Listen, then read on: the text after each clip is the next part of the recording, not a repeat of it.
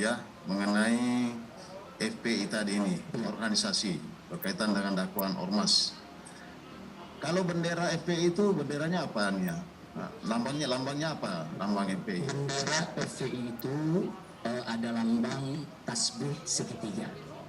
Tasbih tapi bentuk segitiga. Kemudian di tengahnya itu ada dua kalimat syahadat. Tapi dalam bentuk kaligrafi. Ya. Dalam bentuk kaligrafi berbentuk bintang. Sebetulnya bintang itu tulisan asyhadu an la ilaha illallah wa asyhadu anna muhammadur rasulullah. Tapi dalam bentuk kaligrafi bentuk bintang. Itu lambang FPI.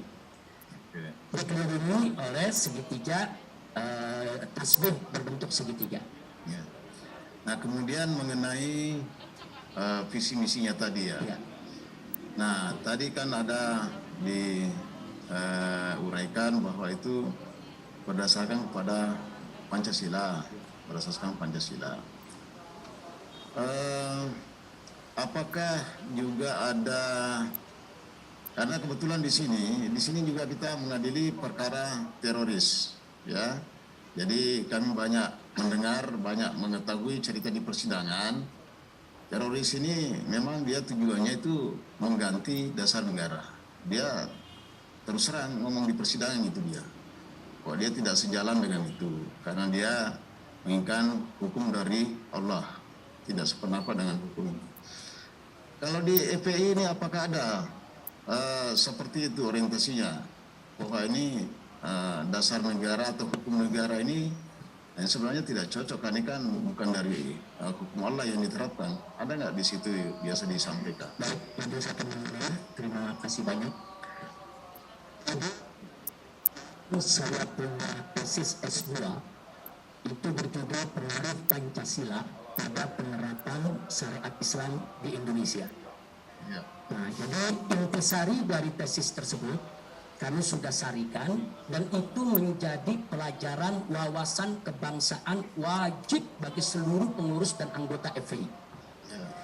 Di mana di dalam pedoman wajib tersebut kita jelaskan bahwa Pancasila tidak bertentangan dengan Islam dan Islam tidak bertentangan dengan Pancasila. Bahkan di situ kita sampaikan bahwa di negara Pancasila bukan hanya syariat Islam boleh berlaku, bahkan syariat Islam sudah berlaku. Nah, kita jelaskan kepada para pengurus di setiap diklat ini, Majelis Hakim, setiap diklat dari Jakarta sampai ke ujung daerah. Kita sampaikan bahwa hukum Islam itu kita bagi menjadi 4. Ini kaitannya dengan Pancasila. Yang pertama adalah hukum Islam yang berkaitan dengan ubudiyah perorangan, seperti sholat, puasa, haji. Itu di negara yang berdasarkan Pancasila tidak ada larangan. Bahkan pemerintah secara proaktif membantu umat Islam untuk soal pendistribusian zakat, begitu juga soal pelaksanaan ibadah haji. Jadi dalam klasifikasi hukum Islam yang pertama itu sudah berjalan di negara yang berdasarkan Pancasila. Yang kedua, yaitu hukum Islam yang berkaitan dengan hukum rumah tangga. Nah, seperti hukum perkawinan, perceraian, sampai kepada hukum warisan. Ternyata di Indonesia ini justru sudah dilembagakan, sudah diformalisasikan sebagai hukum positif. Sehingga di Indonesia ini ada yang disebut pengadilan agama. Ada hakimnya, ada paniteranya, dan ada kompilasi hukum Islam.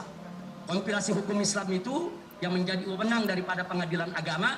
Di sana ada bicara tentang hibah, tentang wasiat, tentang warisan, tentang hukum perkawinan, dan seterusnya. Artinya klasifikasi hukum yang kedua ini sudah berjalan di Indonesia. Jadi nggak betul kalau negara Pancasila itu menolak syariat Islam. Ternyata syariat Islam yang pertama tadi di negara Pancasila jalan, syariat Islam yang kedua di negara Pancasila juga sudah jalan. Yang ketiga itu adalah klasifikasi hukum yang berkaitan dengan sosial kemasyarakatan, termasuk yang menyangkut perniagaan dan perdagangan. Ternyata di Indonesia pun tidak dilarang orang membuka satu lembaga keuangan umpamanya dengan bunga 0%. Bunga 0% kan berarti non ribawi. Nah, itu tidak dilarang di Indonesia ini. Nah, karenanya di Indonesia ini ada bank syariat, ada asuransi syariat, ada leasing syariat, dan itu sah resmi diakui oleh negara. Begitu juga pendidikan. Di Indonesia ternyata pendidikan Islam dari mulai taman pendidikan Al-Quran, ibtidaiyah, sanawiyah, aliyah, sampai Universitas Islam itu diizinkan di negara Pancasila ini. Artinya di negara Pancasila ini klasifikasi hukum yang ketiga yang berkaitan dengan sosial kemasyarakatan termasuk perniagaan dan perbankan, Indonesia tidak pernah melarang syariat Islam, bahkan sudah berlaku. Jadi yang terakhir, yang keempat yaitu hukum yang berkaitan dengan pidana. Nah, ini kita bicara pidana sekarang, Majelis Hakim.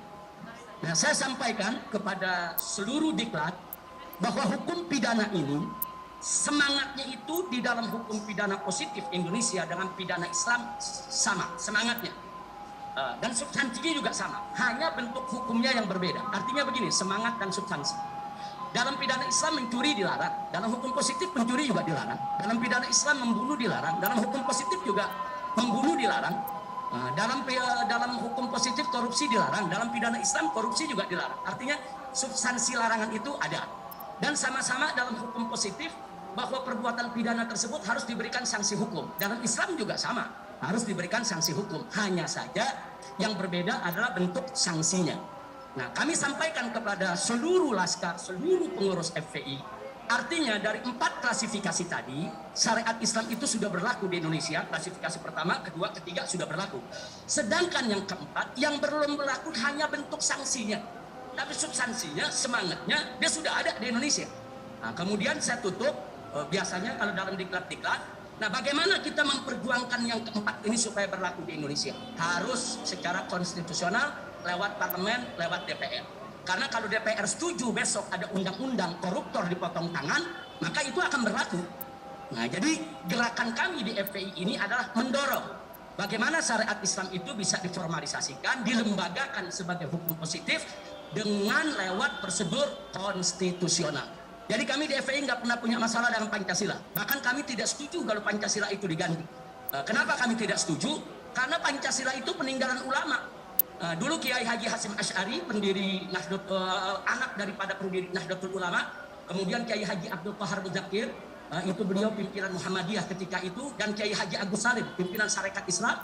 Beliau bertiga dengan ulama-ulama yang lainnya berjuang habis-habisan, yaitu di BPUPKI, sehingga akhirnya tersusun Pancasila yang kita kenal saat ini, yang disahkan pada tanggal yaitu UUD 45 18 Agustus 1945. Jadi sekali lagi, bagi kami FPI, Pancasila itu adalah dasar, bukan lagi pilar, Majelis Hakim, dasar. Kami tolak kalau Pancasila disebut pilar. Pilar itu tidak mendasar, tapi kami sebut Pancasila itu dasar negara sesuai amanat konstitusi Undang-Undang Dasar 1945, baik di pembukaan maupun pasal 29 ayat 1. Jadi bagi kami di FPI, Pancasila adalah dasar negara, dan Pancasila bahkan juga merupakan warisan ulama. Kami akan menjaga untuk itu tetap berlaku. Jadi kami tidak pernah punya masalah dengan persoalan Pancasila. Maka itu dengan kelompok-kelompok yang tadi Pak Majelis Hakim sebutkan, ada kelompok-kelompok yang terduga teroris atau kelompok teroris yang menolak Pancasila dan lain sebagainya, kami tidak sependapat dengan mereka. Bagi kami, Pancasila tetap harus menjadi dasar negara Republik Indonesia. Yang penting adalah bagaimana menafsirkan Pancasila itu jangan sampai bertentangan dengan ajaran agama. Agama yang manapun di Indonesia harus dihormati, dihargai, dan tidak boleh Pancasila dihadap-hadapkan dengan agama. Begitu Majelis Hakim. Jadi saudara